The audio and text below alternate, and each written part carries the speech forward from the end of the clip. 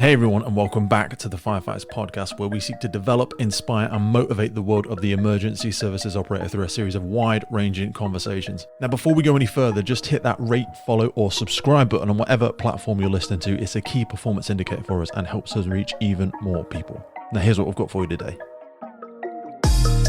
Dude, so how you feeling? I feel alright. I feel much better than I did a few weeks ago anyway. Jesus Christ, man. For anybody that's not familiar, I mean, I was looking on your Instagram actually the other day. I'm constantly just stalking the hell out of you, to be honest. And you put yourself down there.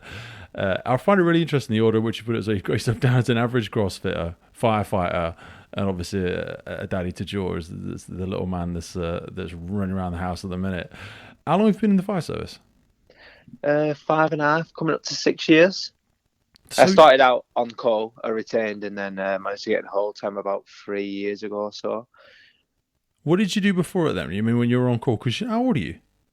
33 now. 33. So what were you doing before it when you were on call? On call, I was working for British Gas, fitting smart meters. And like being on call just made me want to be whole time. I loved it, and so I just kept applying until I got in, basically. Is there any kind of background of like emergency services in your family? What sort of family background? Really. You've got any siblings, or did your parents do it, or? No.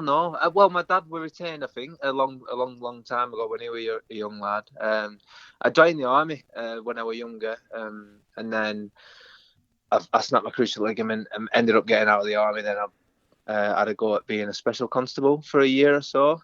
And then I thought I was thinking about doing that full time. It's quite difficult to get into. So then, I looked into the fire service and thought, you know what, that's going to be a bit of me. I'll pursue that. so you've literally kind of nearly done the whole trek. Yeah. You're not other than being a paramedic. Why did you want to get into the military? Because there was obviously something screaming out for you to want to go and be part of something that was making some kind of difference. What made you have that itch to scratch? It's hard to put my finger on. I always feel like I have something to give. Like I'm quite physical. I'm active.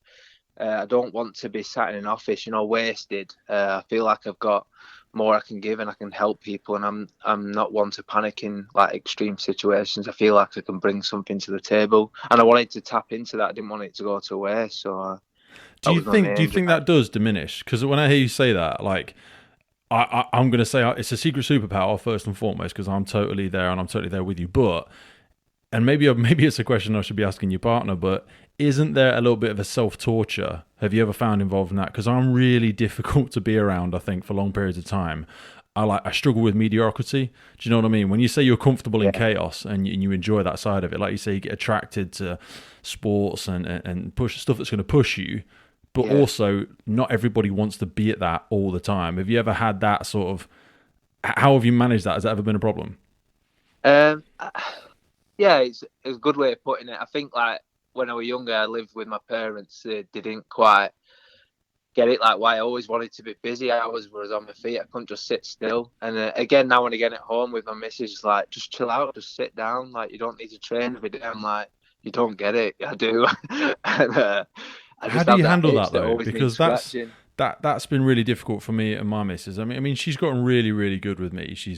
She knows when I need to go and do that sort of stuff, and she'll almost just prompt me sometimes to just go for a run or go down to the gym or something, because she knows how much I struggle. And struggle sounds like an exaggeration, but I really feel like I do struggle with it. It's like an anxious. I don't know if anxious is the right word, because I don't want to say anxiety, and I don't start waving that flag with the greatest respect to people that struggle, because I definitely struggle with it at times, but I know some people genuinely struggle, so I wouldn't say I struggle with being anxious with it, but I get tense, and like I'll be sitting on the sofa sometimes, and my missus will be like, you're tensing. And I'm like, I'm not, what do you mean? She's like, you're tensing, just relax. You're physically tensed, and you don't even realize it, but you're like... No. Because I never sit on the goddamn sofa. I've got this kind of rule, like I'll sit down to watch a film, because a film has got a start and a stop. I know that you want an hour and a half of my time or whatever, but we're not the sort of, we've only got one telly in the house, so we ain't got them in the bedrooms or anything like that.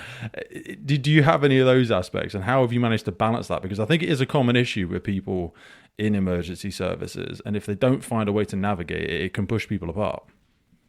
Yeah, I mean, it's similar to what you just said. So I'll like, if I've not trained or life is getting in the way, I'll get ratty. I'll get short at home. I'll get short-tempered. I'll snap, and she'll know. Like I said, she'll be like, "You need to go to the gym. You need to go out for a run. You need to do something." And I'm like, "Yeah, you're right. I'm going. I'm off." And then as soon as I'm back, it's all fit. I'm all good like that. I've scratched the itch. I'm back. I can be around the house. I can chill out for a bit. It's just making sure I tick those boxes. Like usually, I'm quite lucky, obviously, in the fire service, you get a lot of time off. So when she's at work and he's at nursery, I get all my training in, I tick all those boxes, and I can like sit down and chill out at night after I've done all those things. Yeah. How did you tear your ACL? You said you tore that when you were in the military. Yeah, a long time ago. Yeah. Just playing football. No one tackled me or anything. It was just I was like closing down a defender to take the ball off him, and he twisted, and I went to stop like quite sudden after running quite fast, and my knee just like dislocated, went side on. I was like, I tried to like push it back myself, and then it just bloomed. Shit. And then I were only, I think, 20, 21. Really? Yeah. So I had quite a lot of physio, and they said, yeah, it's definitely torn. I went for an MRI. They confirmed it was torn. Eventually, I had it fixed, like a hamstring graft put in there. And that's a young age to have something like that done. Yeah, and like you say, it never is the same. I've had torn ligaments. I tore my whole pec off. I've prolapsed discs in my back. I've popped my hamstring, but that's a young age to have to go through something like that. Because did that put you out of the military? Was that a career-ending sort of injury for it? Well, yeah, I came back, it was fine, but because I was in the parachute regiment, you have to do a lot of tabbing and jumping out of planes, and it was always there, niggling away. So I thought, you know what, I'll get out. It was a time when there wasn't a lot going on either, to be honest, so I was getting quite bored. So I just said, yeah, it's time for me to leave, and I'll pursue something else.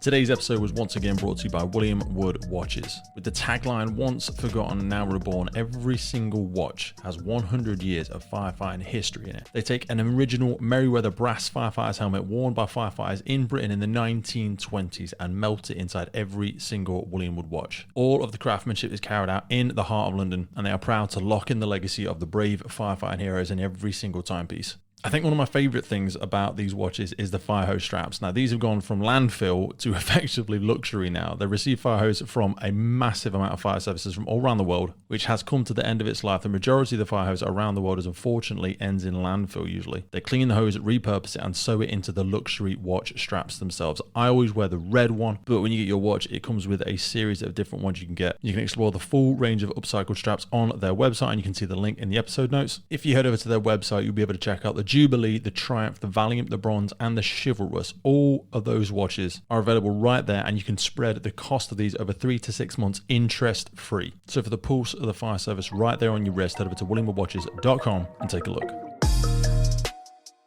I always have a lot of admiration for people in the military because, like in the fire service, when people moan about not having lots of incidents or something like that, I'm like, how do the military do it? Because with the greatest of respect, like we went through a period of intense conflict, when we were in Ireland, and we had a few other things, but that was a long time ago now. With the exception of the stuff that's been going on in Iraq, the vast majority of people, when I'm saying this is a generality, may very well spend a long time in the military and never actually get in a conflict, never actually. But you've still got to keep that hunger to train. How did you balance that when you were going into the Paris? Because Paris is no joke. From the very limited, I think I've spoken to 2 people from parachute regiments. That's an intense thing to be getting into.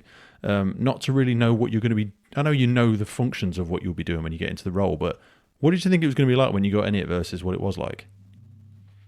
Yeah, it's a good question and a good point. Like training, I absolutely loved it. I thrived.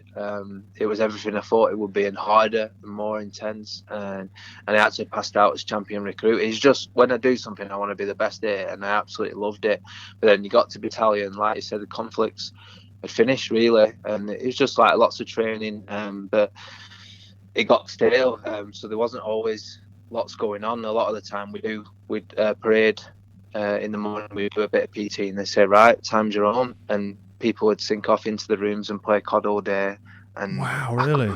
I struggled with that, mate. I couldn't do it, and that's when I thought, you know what, my knee's not the best anyway. I'll use this, and I'll find something else to do, because I just couldn't sit in my room for like a few hours at a time. And during the working day, like when you're in the military, you can't really get into civilian clothes and go and do your own thing, you are like tied into certain hours of work. So they'll say either go to the armory and clean rifles, and there's only so many times you can do that.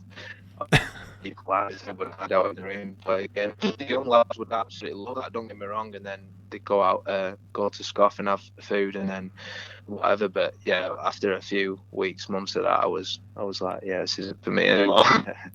What did you think you were going to go on to do after that? Because you must have been setting it up since you were like 16, thinking this is what I'm going to do, I'm going to have a career in the military. Did you ever think about exploring different aspects of the military? And I know it's not something we were going to go into today, but I'm fascinated by it.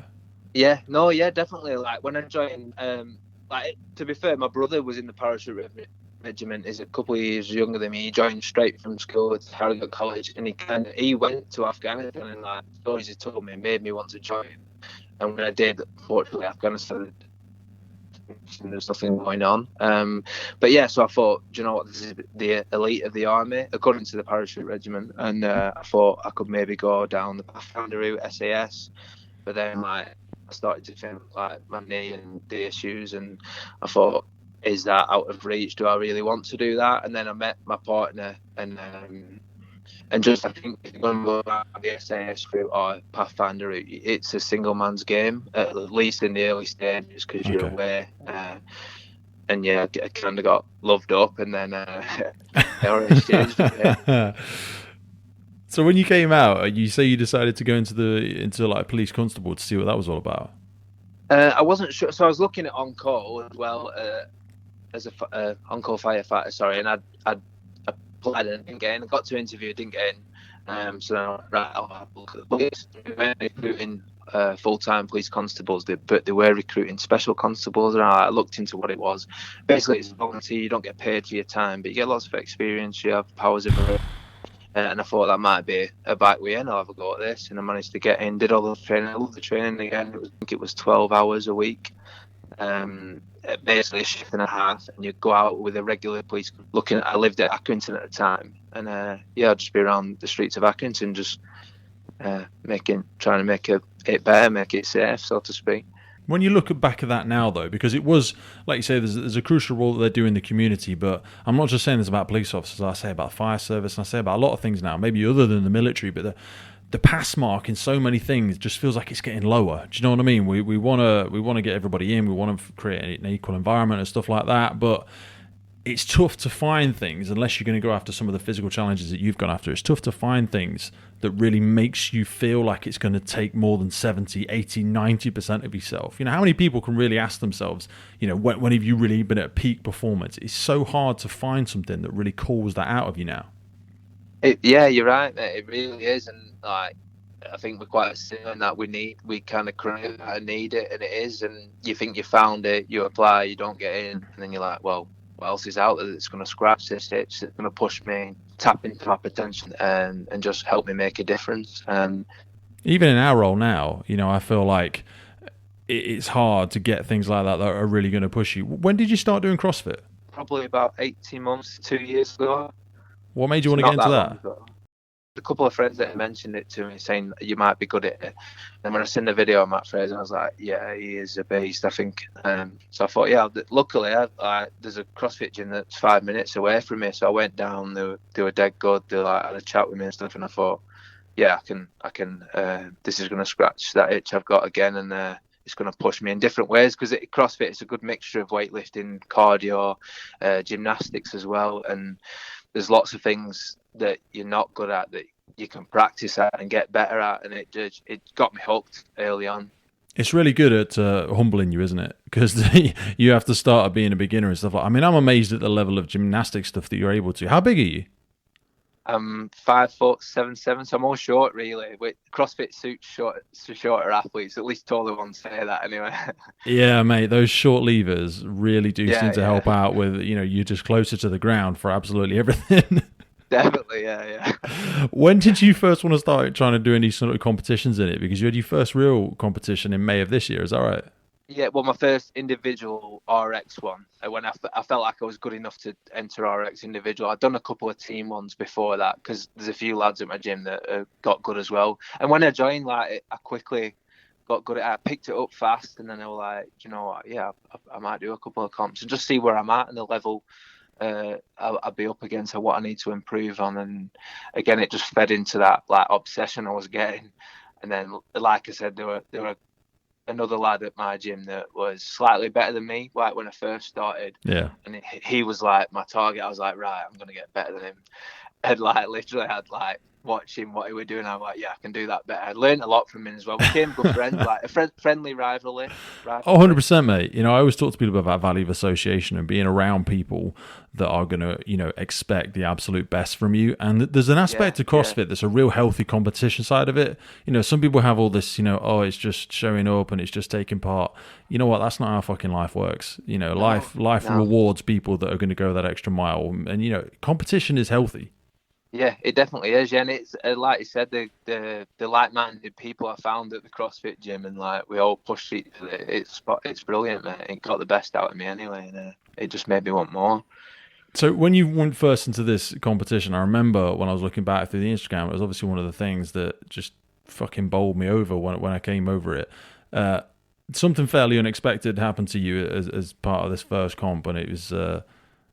I mean, it's surreal to be having the conversation with you today. Could you take us through sort of from the beginning of that day, how your body was feeling, how your mind's feeling, anxiety, how you were thinking about the day ahead, and then how it all sort of panned out?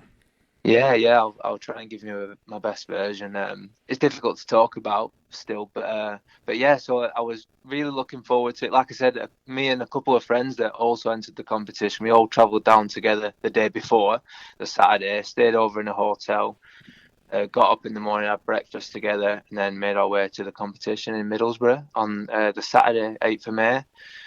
And yeah, got the athlete briefing. I was feeling good. I was feeling excited, a little anxious as well, and apprehensive. Your natural feelings, like at a competition where you're going to test your fitness and test yourself against some of the best people in the Northwest. The first event was probably a weaker one for me, so it's a bit of a damage limitation event. It had like some dumbbell squat snatches in mixed with like double unders. I'm good at double unders now, but the dumbbell squat snatches, they kind of test your hip mobility, which is a bit of a weakness of mine. So I did fine in that event. Again, like I said, it was damage limitation. Did all right in that event. The second event was handstand walks with sandbag cleans and torta bar. I was looking forward to this one. It's stuff I've been practicing for a while. In the first lockdown, I bought a sandbag, like a 70-kilo sandbag, and I've absolutely hammered it to death. I got good at it. And handstand walks as well was a thing I picked up fast. I got good at that. And toes to bar, if you can hold on to the bar, and which I could, I was quite good at them. So it was a good mix for me. And I did really well in that event. I won my heat by 1 rep. Dude, I find the handstand walks so... I haven't done a handstand. Well, I did one like about 2 months ago, but I hadn't done one since I was like 10. And I really, really struggle with that. There's like this inherent fear about getting yourself upside down that I feel like I'm just going to collapse down on my goddamn head. You know, I know I'm strong enough in the shoulders, but those gymnastics moves I find the hardest part of it.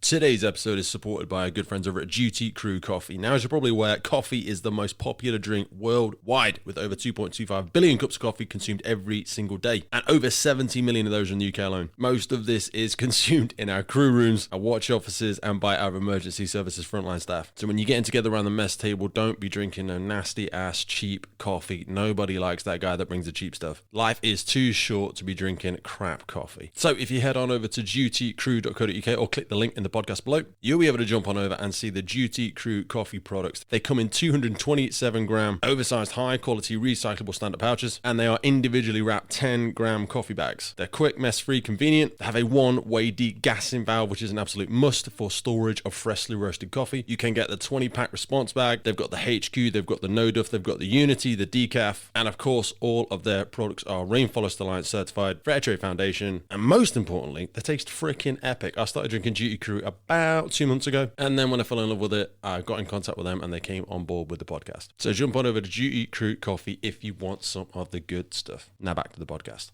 Yeah, I got part of that. So gymnastics, I mean, that I were able to pick it up. Initially, when I first started CrossFit, like I said, I didn't feel ready to enter a competition because it took me a while to pick it up. I was so stiff and used to like strict movements, so to speak, and not using momentum and letting my body into these positions. They felt a bit alien to me, but once I watched a few videos and gave it a go, trial and error a lot, I picked it up fast.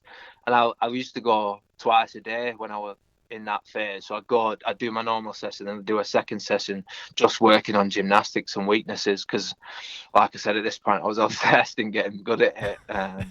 Yeah.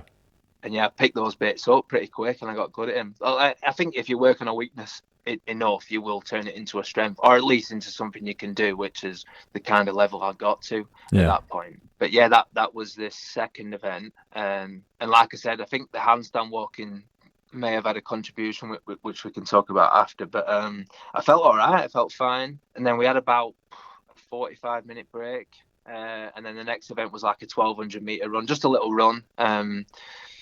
Which, again, not a mega strength, but not a weakness either. Just I expected to finish somewhere in the top 10, I was hoping. But then when we set off, I felt a little bit lethargic. I just felt off, and I couldn't, speed up. I managed to finish middle. I think I finished 23rd out of 40, which is, it was fine, especially with me finishing quite high in the second event.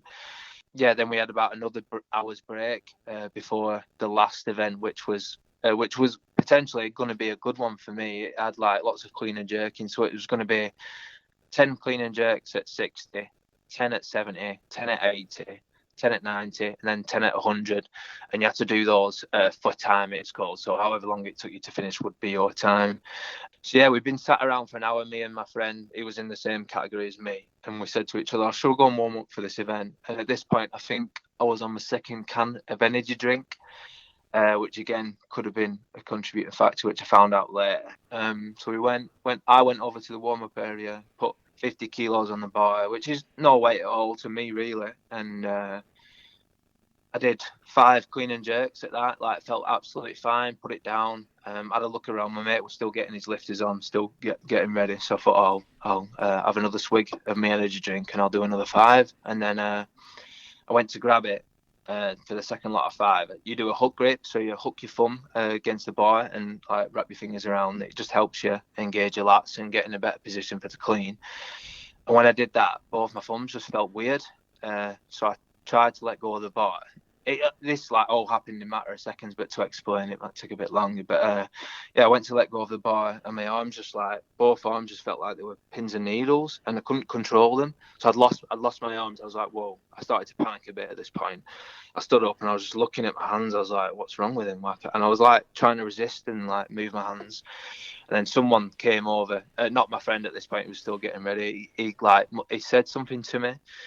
And I half heard him, so I tried to say something back, and I'll never forget what it sounded like. It came out like gobbledygook, and just slurred, horrible sound that came out of me. And he looked at me a bit funny, and I think at this point in my head, I'm sheer fear of panic. So I must have repeated myself about 6 or 7 times, and it just came out like a horrible, funny, gurgling noise. And he just looked at me like I had something wrong with me, a bit weird, and I think he didn't know who I was, so he might have thought that was normal for me, and he just kind of went about his business. And at this point, I'm like, shit, I'm in a world of trouble. Something's really wrong here. Yeah. I thought the worst. I thought I'm gonna die, and no one knows what's happening to me, and no one's here to help me. So I turned around looking for help, and luckily at this point, Nick was making his way over, and I think he's seen my face, and I think he recognised something was wrong. And then as he got to me, I tried to raise my arms and put him on his shoulders and tell him that I felt weird. But again, the sound that came out of me, I was fully aware. I could hear my voice, I could see people's faces. I was trying to communicate, but nothing was coming out. And he just he kind of went white. He shouted for help. He said, "Zac, sit down." And yeah, so he did that. He shouted for help. 2 other people came over. I think Ash and Jace came over. I think Jace is an ex-army medic, so he kind of had an idea of what might be going on when he got there. It was very reassuring. And they sat me down. Someone rang an ambulance. At this point, I'm kind of thinking, yeah, I've had or having a stroke. Something's wrong anyway, and I can't fix it because I've been trying to fix it. And then I kind of indicated to go outside. I think I was a bit embarrassed. There was lots of people looking. Yeah, it's like fucking I said, horrible, isn't it? I was kind of still in the room, so I'm kind of aware what was going on. I was like mad at myself that I couldn't fix it. So I was like, I kind of indicated to go outside because I couldn't fucking speak. And yeah, they took me outside. And afterwards, they said like they had to like carry me. I felt like I walked outside, but obviously I didn't. They sat me down outside, and then after about 5 minutes, my strength came back, so my arms came back. I felt okay. I felt like I got my body awareness back, if you will. My arms, I could squeeze people's hands when they were asking and stuff, but I still couldn't speak. So I'd try and say 2 or 3 words, and it just came out slurred or in the wrong order.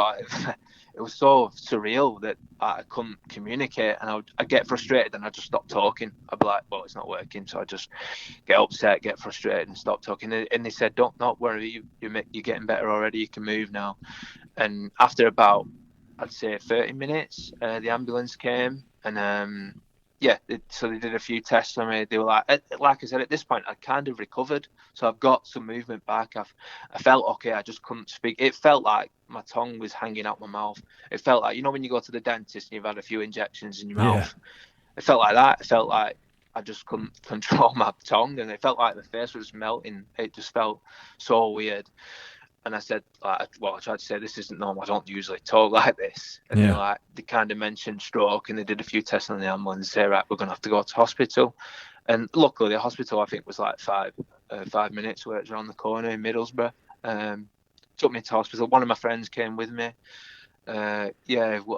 Lots of tests in hospital. So I had a CT scan, an MRI, ECG, all of it. And then a bit of waiting around for the results and stuff. And then someone came in and said, it was getting later on the day at this point. Someone came in and said, we can't let you go. You've got to stay in overnight.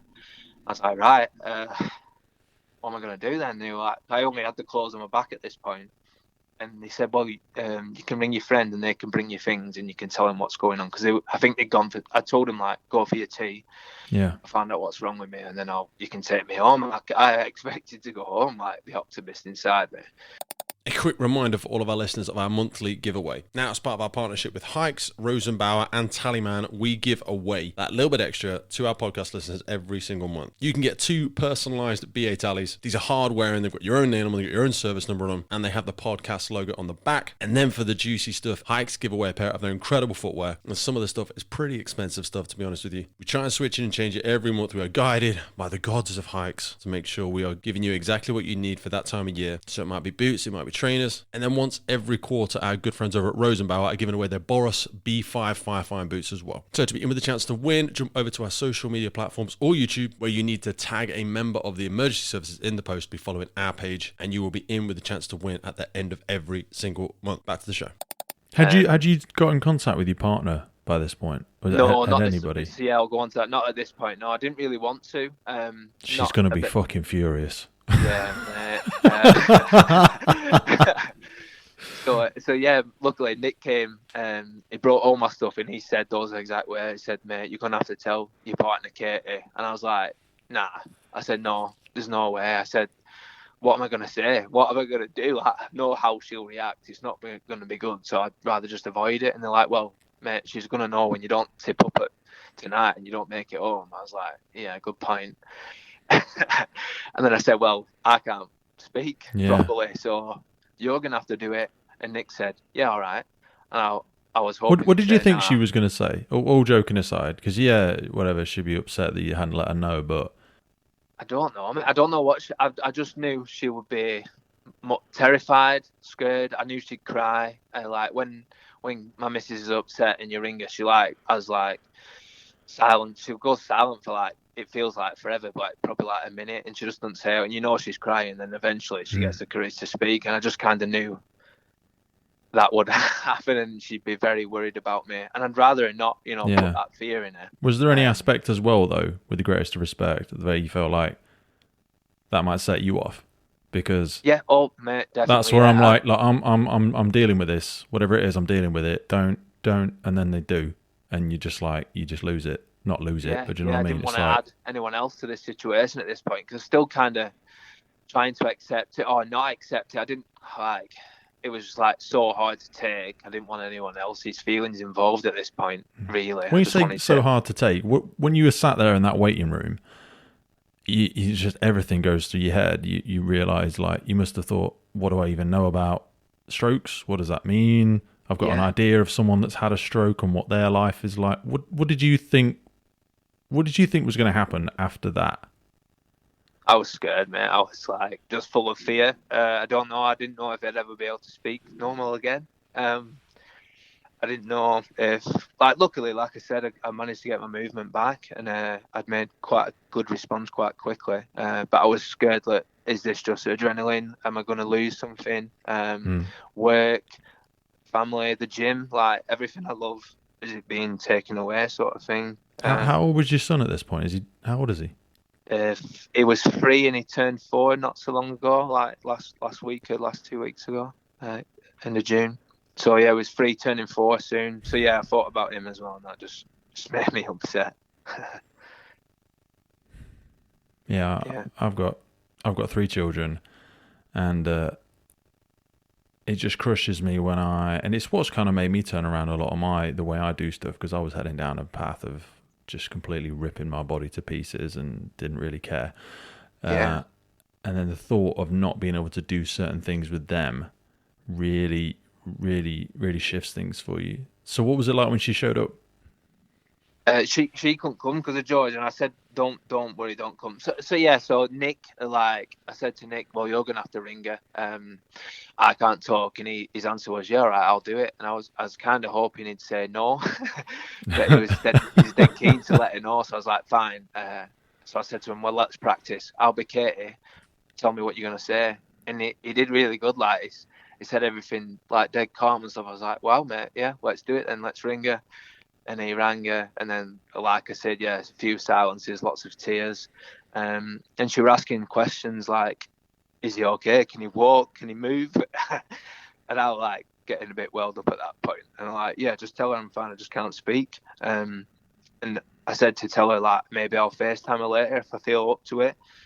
So we just said that, and I said, look, I don't expect you to come down. I said, I'm hoping I can come home tomorrow. Let's just see what happens tomorrow, and go from there. So that was that. I did FaceTime her later on that day, and she said she cried straight away, and she said, I can see, like, your face is like, it was kind of droopy on one side still, and like I said, conversation wasn't. It was just really difficult. I'd say 1, maybe 2 words, I get stuck. I'd say another 2 words, and I'd just get frustrated and stop talking. Then I'd just, like, either just get frustrated or I'd cry. And she cried. And it was just lots of that. We'd probably, like, spent 45 minutes first time just doing that. And she said, just try and stay positive. Like, and I had a book, and I said, like, yeah, I'll give that a read, and I'll just, like, start trying to fix what's broke, sort of thing. What book did you have? HWPO, so it's Hard Work Pays Off by Matt Fraser. Yeah. That's great. I had to listen to it on audio. I haven't got the patience for reading it. So even then, at that moment in time, you were trying to, have an analysis of, damage limitation, and I'm going to start working on this thing. Even then, you sat in a hospital, first night in, and you're like, right, recovery starts here. Yeah, like, I was still struggling to accept it, but I thought, well, right, let's assess what's the damage, what can I do to make this better. So I did I were up and about walking. I was like, right, yeah, I'm fine with that. It's the speech that's an issue. So I thought, let's open this book and let's just see where I get to. And it was like, I'd videoed myself, like, reading it as well. I think I shared that on social media. Yeah, you did. I saw that. The recovery read. So it started like that, and then, like, the next day, the doctor came in and said, yeah, we've got all your tests, we've got your results. We can confirm you had a stroke, and you've got, like, it's 7 parts of the brain have been affected. So the stroke was caused by a little dissection of my carotid artery, which subsequently allowed, like, 7 blood clots into my brain, and affected 7 parts of my brain, basically killing 7 different small parts of my brain, which obviously affected my speech, but luckily not much else. Just taking that news that morning, like, it became very real.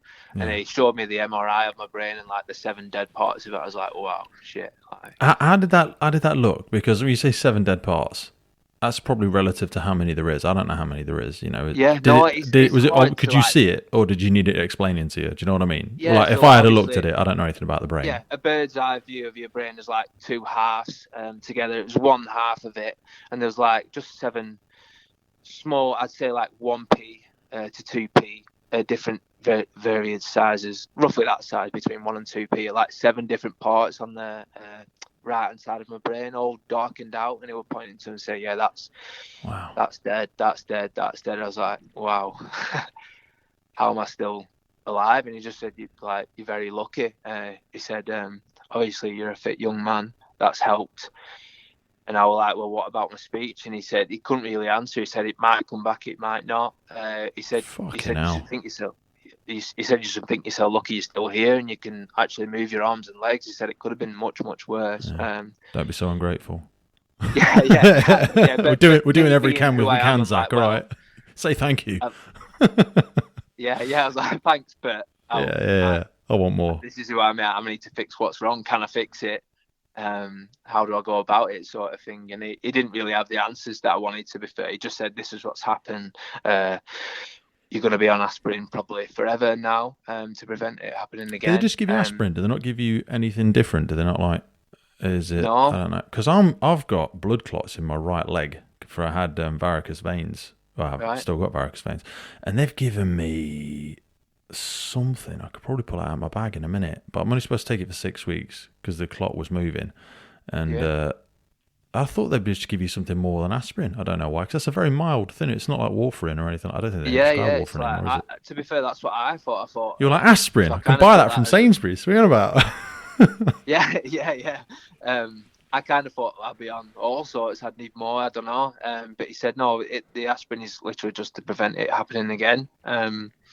Not that it would. He just said, obviously, it was an injury to your right carotid, and he couldn't really say what had caused it. He said, like, obviously, you've been at a CrossFit competition. He just put it down to strain, and I was like, I found that hard to accept. I was like, yeah, nah, sounds like a cop out, doesn't it? I hate it sometimes when people from the medical field go, "What do you do?" And you go, "I do weight training," or "I do this." If you do anything, hang on a minute. I don't dislike them. I feel for them as well, because they're just trying to find a common mean. Do you know what I mean? They look across all of society and go, look, don't do anything that's too physically exerting, and maybe we can keep you going forever. Because that's kind of the role of them, isn't it? They've got to sustain life for as long as possible.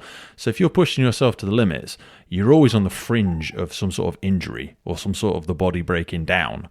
So anytime they see something like that, it is always a bit of a, take it easy, just, mild exercise. How long for? Well, forever? When can I go out? When can I get after it again? Yeah, exactly, mate. It felt like a cop out. It was like, well, I've come from a CrossFit comp. I've had this happen to me. You're just putting those two together with no other explanation. When you first came home and you started having those conversations with your missus and your boy, did they just release you back and say, you just take some aspirin, you'll be fine? Have you got to keep going back for checks?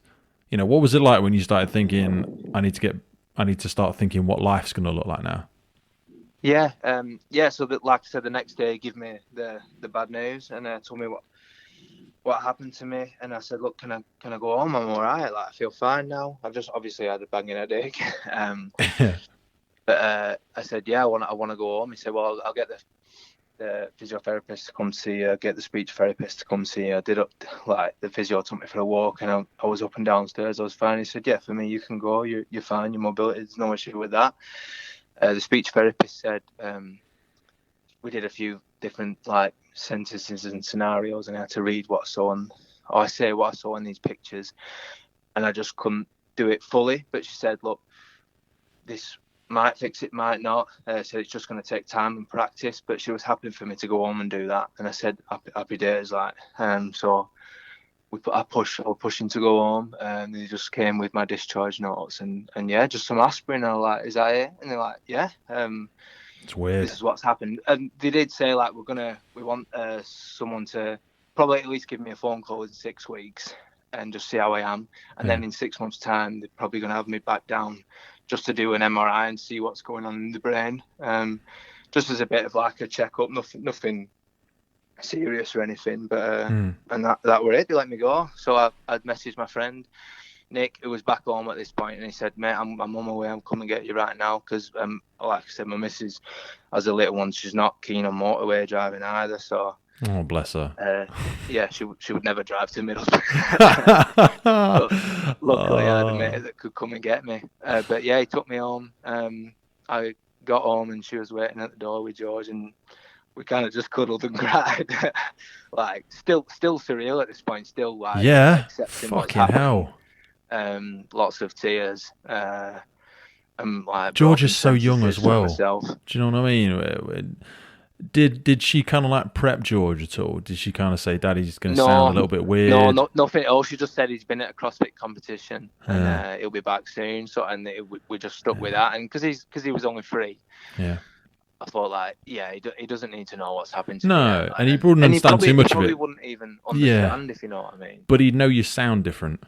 Yeah, I think he picked up on that. He was like, just looking at me when I was trying to speak, and he was like, he didn't say anything, but I think he knew something wasn't right with how I was talking. They're aware of so much more than we think they are sometimes. Yeah, I was like, something's wrong. So what was that first? I don't want to go into anything super personal, but what was that first night like? Sitting on the sofa, talking. What's this going to look like? Can you go back to work? What are we supposed to do? Are you sure they've just given you aspirin and nothing else? What are we supposed to do now? Yeah, mate, I'll be honest, I was pretty down and depressed at this point. I was like, at rock bottom. I was like, can't believe this has happened to me. What am I going to do with my life? Like you said, work. Am I going to be able to go back to work? The gym. I love the gym. I need it. Am I going to be able to go back to the level I was at? All these questions running from my head, no answers really. So I just thought, I'll sit down, I'll read, and I'll fix my speech for now. And I did that for about 4 days, and then after 4 days of just like waking up in the morning crying because I couldn't go to the gym, and still like trying to accept it and for what it is and deal with it. So I spent a couple of days reading, and any word I'd struggled with, I'd write it down. So I think I had a list of about 20 words that I couldn't say, or I'd get stuck halfway through saying it, which is so weird. Like I'd read the word, and I'd tell myself to say it, and it just wouldn't come out, or I'd say half of it, and I'd be like, how does that even happen? Mate, that honesty though, mate, that is... We did you talk about this with your missus about like that strategy? Because you're saying that like it's so natural, like, oh well, yeah, I just obviously systematically just work through standard sentences and I noted down words I struggled with. I mean, most people would just put the TV on and just cry and eat bloody hobnobs. Yeah. Where does that come from? Where does that come from? And I know it might be hard to answer, but I'd love to try and bottle that because, and I don't know if you can. I don't know. It's so hard to. Maybe it's just so natural to you. That's just who you are. But how did you stay remotely optimistic? Because like you say, you're at rock bottom. Yeah, but like for like 5. I know you kept going there and kept going back there, and I'm sure it was a pendulum. It's like grief. Well, it is grief. You feel like there's a death of part of your life, and you go into that tragedy and tears, and then you get angry, and then you make an effort, and then something will trigger you and you'll cry again. But you would try to look for those marginal progress. How do you do that? Yeah, mate, that's exactly right. I went through that, all those emotions, but like you said, I think it's the way I am. There's something in me that like I assess what was wrong. I was like, right, I can do this and this to try and fix this, and I just thought it gave me like a goal, a target to try and achieve, and it kept me kind of motivated to think. And especially when I started seeing some progress, I'd say a few words and I'm like, oh wow, I can speak. But then I get stuck and I'd be like, no, you can't, mate. But I'd have those little like signs of showing progress, and it kind of kept me motivated. But also I needed something to like do, something to keep me going, keep me positive. And that was it for about 4 or 5 days. And then after that, I was like, I need to go to the gym. I need to at least just sit on an exercise bike and move my legs for 20 minutes. I thought, or I'm going to be like manic depressed suicidal person. And did they let you drive and all that? There was no issues about. No, I weren't allowed to drive for a month. So, and Katie, like when I told Katie this, she was like, "No, you're not going, Jim. You're not going." I was like, "Yeah, I know." They say that sort of stuff. Like my missus says it all the goddamn time. Like every time I've had an injury or something like that, I've been in the gym in a sling. I've been in there in a back brace.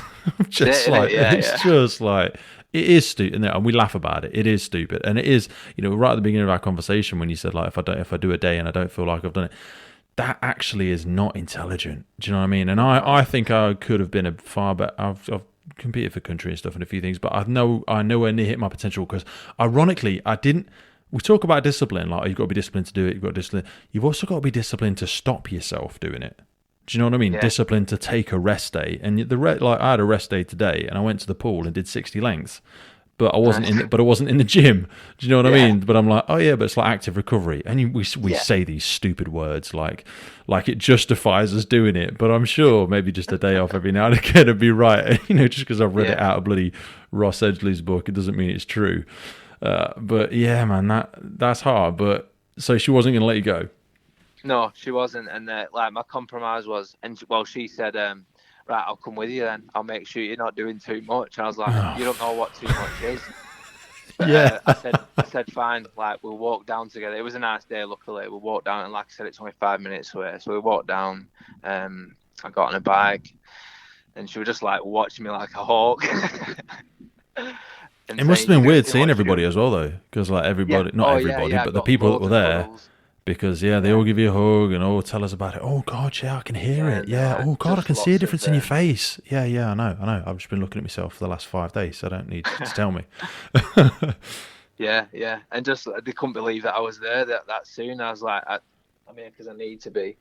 I said, I'd just let me do something, so to speak. And just like I said, friendly faces, lots of cuddles, like well wishes. I had it all. And then I just sat on the bike, like moved my legs. I think I was at like zone 2, 50-60% heart rate, and felt fine. And then walked home. I was like, oh, do you know what? I feel better. I feel good. I can actually sleep tonight, because I was having like sleepless nights, just upset, thinking about it over and over again, thinking, am I going to be able to do anything? So it just allowed me to switch off. And that's what started. Then the next day I got up and I just kind of wrote myself program of what I was going to do. So I was like, right, every day I'll do 30 to 40 minutes cardio, I'll do 20 minutes mobility, and then I'll make sure I do a half an hour reading every night. And that was my plan for the next 2 weeks. I wrote that down. I made some little goals, and I was like, yeah, I'll stick to that. And I did that for 2 weeks and felt fine. So I was like, right, it's time to add a bit more, up the intensity. So I added like body weight stuff like burpees, pull-ups, press-ups, things like that. And I did that for another week, and I kind of just seeing how it felt, and I'd add more or I'd take some away if it didn't feel right. Did that for like week 3 and felt fine. So week 4 was like, right, I can up the intensity a bit more, add a few more things, add some gymnastics, because again, it's just body weight, no weight, and CrossFit gymnastics is a lot of momentum. So if you get it right, it's not much strain on your body, so to speak. So I added that, and I added double unders, which is skipping, and I thought, yeah, that'll test my coordination. If that's off, can I still do them? And I did them absolutely fine. I was like, so it's like ticking boxes all the time, little positive encouragement that I'm making the steps I want to make. Yeah. And then I came home, I sat back down and wrote myself like a proper program from like week 4 to week 10, which I'm in 9 to 10 now, like of adding all the stuff I'm missing and all the stuff I want to get better at. And basically, again, still feeling every time I go each week and adding more. And the good thing about CrossFit is there's so many workouts you can do and time yourself and get a score. And I've got hundreds of them. So I could compare myself to where I was. So I'd program in some of the workouts that were like body weight workouts or stuff like that. And then I added, I think about week 6, I started to add some weight to my Olympic lifts. So I didn't want to do any compound lifts because I could lift quite heavy, like back squat, deadlift and stuff, and that's what's going to put pressure on, obviously, the injury or whatever, the artery. So I thought I'll just stick to Olympic lifts because I can't lift super heavy, and I want to get better at them, so I focus on that. Loads of it's just tech, isn't it? You just got to get so much better at that right technique. And your momentum, like it feels weightless at times. Yeah. But all throughout this process, don't get me wrong, like my missus, my uncle, my friends were like, "You're doing too much. Stop it. You're doing too much. You shouldn't be touching a barbell yet." But I'm like, so I'm trying to like fend off the. Well, I think putting on social media probably didn't help either. For me, I wanted to share. Like, mate, I know, and I really appreciate that. And like, I was kind of proud of it, but yeah, I had so many people telling me stop, don't do it, and I think out of fear. And don't get me wrong, like I say, even still now, 10-15% of me is scared of anything happening. Like every time I go to the gym and I'm like, I'm ready to push myself, I'm like, mate, are you ready for this? Is this too soon? And there's always that little doubt, and I'm not sure if that will ever go, or every day I go, it gets better. So it's like I just keep doing what I've got planned, and now like week 9, 10, I'm back pretty much doing everything that I was doing before. A lot of like my cardio and gymnastics are better than they was because I've spent 6 weeks focusing on them, and now I'm lifting weight again. About 90% of my clean and jerk and snatch, the Olympic lifts, like I said, I probably won't deadlift for a while, or just light deadlift. But yeah, I'm pretty much back better than ever week 9, like feeling good, feeling strong. How were things with work? Because like you say, as soon as you came back, you started planning out the next week. You must have had a conversation with the fire and rescue service about what does this mean? What do they think of it? What are we going to do? Yeah, so like I said initially, am I going to be able to go back? There's going to be lots of... If I am going to go back, I know what the fire service is like. There's going to be like lots of hoops to jump through and a test to do, and kind of accepted that. And then look, like my watch got in touch, I think, like the day after it happened, and they said they're going to come over, bring the fire engine. They want to see me. They want to speak to me, and they did. And they said, look, we'll help you go through all the occupational health side of it. If you need anything, tell us. Just well wishes. And stuff like that. And then like occupational health got in touch with me, said we want you to come and see our doctor. And I was like, yeah, okay. I think this was like halfway through week 2 or something like that. It'd been a week and a half. So I went to see him, and it was really good. It was dead nice. And he sat me down. He said, like, I've read your notes, and wow, like looking at your notes and looking at you now. I walked in and I was talking at this point. He was like, wow, you're very lucky for a start. Someone up there must like you. And he said, like, I can't believe. Anyway, so he said lots of positive things. Like, he said, you've done really well considering what happened. And I was like, thank you. So I did a few tests, like my grip, my coordination, loads of different little things. And he said, for me, like when your sick note runs out, you can come back. I was like, wow, I wasn't expecting that. Thanks, so to speak. Yeah. So that was like, I had loads of optimism. I went away from that thinking I'll be back at work in 2-3 weeks. But then during those 2-3 weeks, I think other people have got involved, and obviously there's lots of fear around what happens. Yeah, they're just scared. I get it. I totally get it. And they're saying the goalpost then moved. They're like, we need some more information. Can you go to your GP? So I went to my GP. He said similar things, like, and signed me fit for work. And I said, look, I've got this fitness for work, like from a GP, you can have that. And they said they want my discharge notes as well. So I sent all that over. Yeah, because they're medical professionals, you see. Yeah. Mate, I've had this with a few people I've managed, and really grinds me, because I'm like, this person's a doctorate, this person's a medical professional. That you're not. This is not your field. Do you know what I mean? You wouldn't have something from a lawyer and then question it. This is a professional in their field. Yeah. I get you're going to do your own risk analysis, but sorry, I interrupted you, but it always annoys me when this happens. No, yeah, mate. I feel like exactly the same. That's kind of the position I'm in now. So I got all those things, sent everything over. I was like, yeah, everything looks good, but still it wasn't enough. And I was like, well, what more can I give you? Everyone's saying I'm fit. Everyone's saying I'm fit to work. I feel fit. Like, honestly, if something was off, I would tell you. I would be honest about it. I'd say I'm not ready to come back, but I feel mint. And I said this would be a nice little win for me, getting back. And a mental goal to say, I'm getting back to normality. I can see I'm still traveling through the journey. I'm still on recovery, but come back, light duties, and then whatever. Let's build me up, and let's have that marginal improvement. Yeah, and sit and start looking at closing the book and moving on from it. no, so they said the stage of pretty much where I'm at now, if they want a report from the specialist that looked after me in Middlesbrough, so I had to give consent to them to write to Middlesbrough and basically answer any questions they have. So I think the questions are along the lines of, will it happen again? Was it an injury? And like, has he? Obviously, I've made a full recovery, but along them lines. So I'm basically just waiting on this report from the specialist from Middlesbrough to come back, hopefully answer any questions, squash any doubts, and I can get back to doing what I love. But yeah, so that's where I'm at now. We're just waiting, and I don't know how long it'll take. They've written to the specialist. He's got to receive it, read it, answer all the questions, send it back. So I'm kind of just in limbo now, waiting. It's so frustrating because I feel fine. I feel like I'm being punished now for having an injury.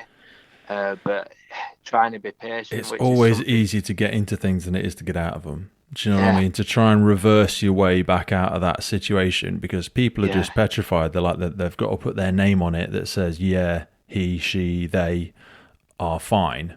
And people are just really scared to do that.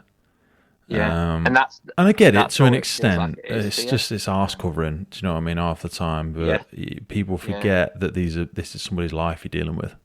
Yeah, and it's it is bothering me. Like I said, it's another tick in the box that I need to do to get over it, so to speak. And it's kind of just holding me back now. I'm just waiting, but hopefully, when it comes, we can get back to doing what I love and get back to some normality. But did you and Kate have any conversations about what you would do if they wouldn't let you back? Yeah, so early days when it happened, and obviously going through this process, I'm like, blooming out, I'm going to have a backup plan here because it's not looking good. So obviously, as you know by now, I'm dead into CrossFit. I love it. So I thought I can do my coaching qualifications. I can look at coaching. But I love the job that much. I'm like, I can't see myself doing anything else. But I kind of wish I'd have done my coaching qualifications sooner. I had a backup plan or a side hustle, so to speak. Yeah. Because now I'm just just waiting. I feel I'm getting bored now of being at home and training every day. I mean, obviously, I love training, but I love being at home as well, because she might listen to this. It only takes up an hour to have my day. Then the rest of the day, I'm just pottering about, wanting to go back to work. So yeah, I'll probably still will look into doing my coaching qualification at some point. Absolutely, but it's a cost, isn't it? And yeah, it is. But think of it as an investment as well. I don't think CrossFit's going anywhere. Well, even if CrossFit goes anywhere sooner, functional fitness I think is here to stay for a long time. Yet I think the age of the monsters. Back when I was doing strongman and bodybuilding and all that sort of craziness. I mean, that's still around, but I think people have learnt the lessons of that silliness. And I think we understand and appreciate, or at least I do, that probably sounds a bit harsh, that functional fitness and longevity is certainly the way to go. Has this changed your perspective on things at all? In terms of your career, in terms of things you've done? Did you ever have that bucket list and thinking, oh shit, I need to start getting some of this done? Yeah, I think going through something like this definitely changes the way you look at things.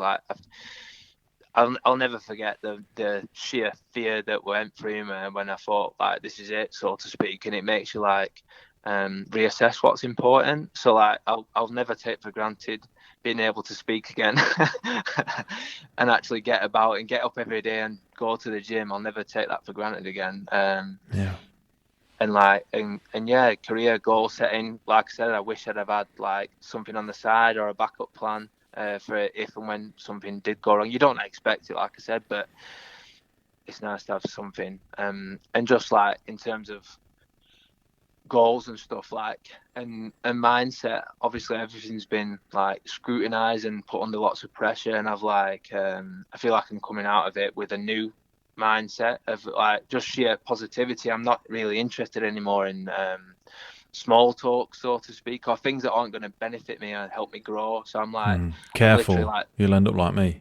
And I don't say that in oh god, I've made it way, but I'm that's the kind of the whole reason the podcast started, because I'm so interested in shit that matters. Speaking to people, putting yourself around people that are really trying to push themselves, or who have had some experience that has really called the best out of them, and really trying to tease and learn those lessons and develop yourself from having those conversations. But what it does mean, and I'm just going to give you the other side of the coin, is you've just said there, you get really bad at mediocrity. You get really bad at people's recreational negativity. I just cannot fucking engage with it at all. I'm just like fucking done. Do you know what I mean? And that's hard because there's lots of wonderful people in the world, and there's a lot of great people in the motor services, but there's still a large percentage of people that engage in a lot of recreational negativity. Yeah, it's always going to be there, isn't it? And like you said, I feel like that is a path I'm on at the minute, and I'm just laser focused on things that are going to develop me and help me grow. And like you said, surrounding myself with like-minded people, and that's where I want to be at the minute. Just getting better and getting over what's happened to me, and just building back everything and more. I want to be better than I ever was. Yeah. So when you look at those goals, is there one or two that stands out in your mind where you think, do you know what? So go on. I've written a few goals down. Like I said, when in the early stages, I wrote everything down just to keep me focused and motivated. One is to beat like what I was doing last year. So like I said, CrossFit gives you lots of scores for workouts, and I've qualified for the quarterfinals of the CrossFit Games. I qualified for the European Championships. So I'm like, they're kind of at the top of my list. Can I beat that? Can I do that again? But the problem is I'm reluctant to ever handstand walk again, or do upside down stuff, because that potentially has been a you said factor. That when you said there's contributing factors. Sorry, I didn't come back to that. Energy drinks and handstand walks, what was the draw out from them? Sorry. Yeah, so when I shared my story, so many people reached out to me, lots of people with similar circumstances. So someone suffered a stroke from being in a handstand pose with the neck hyperextended. Someone else said they were doing bear crawls at CrossFit warm-up whilst drinking energy drinks, which again is like being on all fours, extend your neck to look where you're going. And just so many like pieces of the puzzle started coming together. And I was like, do you know what? I was doing loads of handstand walks with my neck hyperextended. I was drinking. I was on my second can of energy drink, which I don't ever do really. I was like, so I started. Are you much of one for pre-workouts or supplements or any of that craziness? Do you hit any of that? I've always had, so I've always had protein. I've dabbled in creatine and vitamins and supplements, but never pre-workout really. I've never I don't know. I never fancied it. I've always thought I didn't need it, but like I'd say 3 months ago, I tried a Monster Energy drink, and it was tasty, and I thought, hey, that's all right. And it kind of just like every day, like then before a workout or during a heavy lifting session, I'd have a Monster, and I was like, it just became a thing. And then at the competition, I thought I need another one because I was obviously tired, depleted from the events we've been doing. So I was on my second one.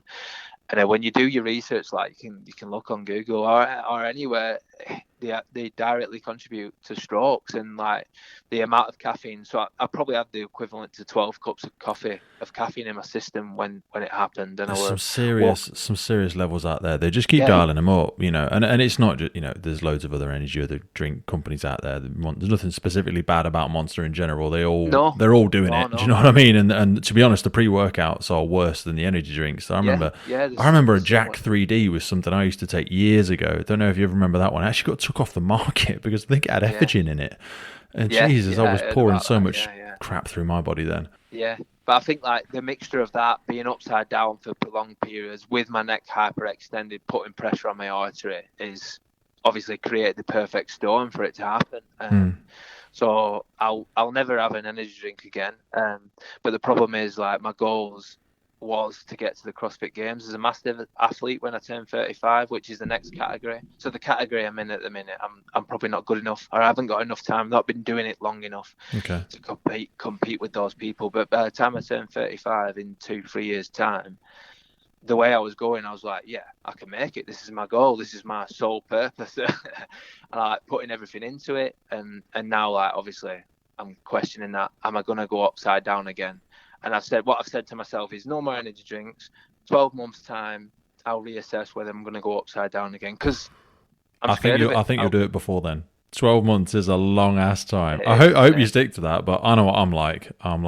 This is like a 4-month goal, and then I'm like 7 days in, I'm like, actually, I might bring that forward a bit because I'm feeling quite good. Do you know? And I was just terrible for that sort of thing. I've kind of done that with my programming with the weightlifting side. Exactly. Yeah. I've seen you post, so you're like, I was going to come in and do 80 kilos, but everything was feeling all right, so I've gone for 95. You know, and you're just like, the fuck was that in the plan? Exactly, and that's what I'm saying though. And as I don't know where the balance of that sits, because, you know, I used to work with a lot of powerlifters at Loughborough University, and they were so disciplined, like. And it would be about building success on success. So they would say, that's in the program. Doesn't matter if you come in and it feels so incredibly light. That's all you do. And I was like, that's so hard. Yeah. But then that's why I've tore everything. So that didn't work. But I'm sure somebody's going to learn this lesson at some point in time. I don't know. I mean, how do you feel about it all now when you think about your son and you know, the sort of direction he should or shouldn't take his life and you know. Yeah. That's it, isn't it? That's a big part of my life now. I need to be here for him. So those decisions are impacted by that and being here for my family. And so if I decide that goal isn't going to happen for handstands, then I'll find another goal. There's other functional events I can do. But my next goal will probably just be being the best that I can be and supporting him. I'll live my goals through him. Unfortunately for him, he's probably going to end up doing CrossFit, and I'll push him. Mate, but, you've got so much time left. You will do some crazy cool shit. I know you will. Yeah, of course I will, mate. Because I also say to people, you know, we want to give our kids and the best opportunities and stuff like that, but I always say they learn with their eyes, not just their ears. So they learn by what you do. You know, the amount of parents that say, "Oh, I'm just here for my kid, and I'm taking him here, and I'm taking him there." And I know that's not what you're saying, but some people do that, and actually, it's just that I'm scared of going for things myself. And we encourage our kids to, like, oh yeah, go to the Saturday club even if you don't know anybody, you know, go and do this thing. And you're like, that's some scary shit for a kid to do. What are you doing that's scaring you? You know, what are you doing that's pushing you? That's what we've all got to just ask ourselves. And I try and ask myself that on a regular basis, and I try and scare myself once a week if I can.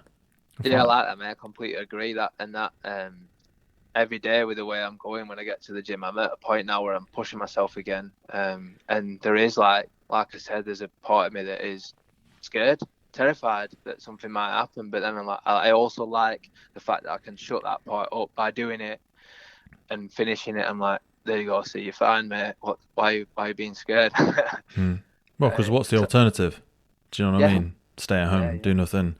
And just be the guy that talks about and get into a rut of just not feeling good about yourself, and I can't be that person. I have to go and push myself and feel those feelings and get through it. Mate, I love that. Thank you for sharing that, mate. I know I reached out to you a little while ago just because I saw it and I'd been watching you for a while anyway, you know, fucking stalking you online like I do with everybody else. And I just thought, shit the bed. That's just incredible. And that was before I even knew you'd done the military thing, you'd done the police thing. I just find it really inspiring. I really appreciate, you know, I know you've been working today. We've both been working, you know, coming back and taking this time away from Katie, away from George. I really appreciate it. So thank you for sharing that with us, brother. No, mate, my pleasure. Yeah, thanks for reaching out, and it's all part of the process, isn't it? Talk about it, get through it, and I appreciate you reaching out, mate. Thanks. Well, look, mate, as soon as you start doing your coaching qualification, my techers are a shower of shit. So I'll have to come over and you'll have to put me through my paces. I think you at 80% and me at 95%. We might be somewhere even because you're significantly more functional and I think probably stronger than me and everything else as well. And I have to be brutally honest with you. I doubt it. But mate, I'd love to come and spend a bit of time together. So stay in contact. Let me know when that operational box gets ticked, and I'd love to come over and see you sometime. Definitely, mate. Yeah, sounds like a plan. That'd be my friend. Go and put that boy to bed, and summer love to everybody. And I'll speak to you soon, all right? I will, mate. Take care. Take care, my friend. The Firefighters podcast is a global podcast seeking to develop, inspire, and motivate the world of the emergency services operators. Through a series of wide-ranging conversations celebrating those within our sector, we seek to encourage and support this incredible group of people. It's brought to you by myself, operational firefighter Pete Wakefield, and I speak with individuals from all walks of life who I sincerely believe can add value to or develop those who have chosen this life path. Please support your emergency services wherever you are in the world, and thank you for listening.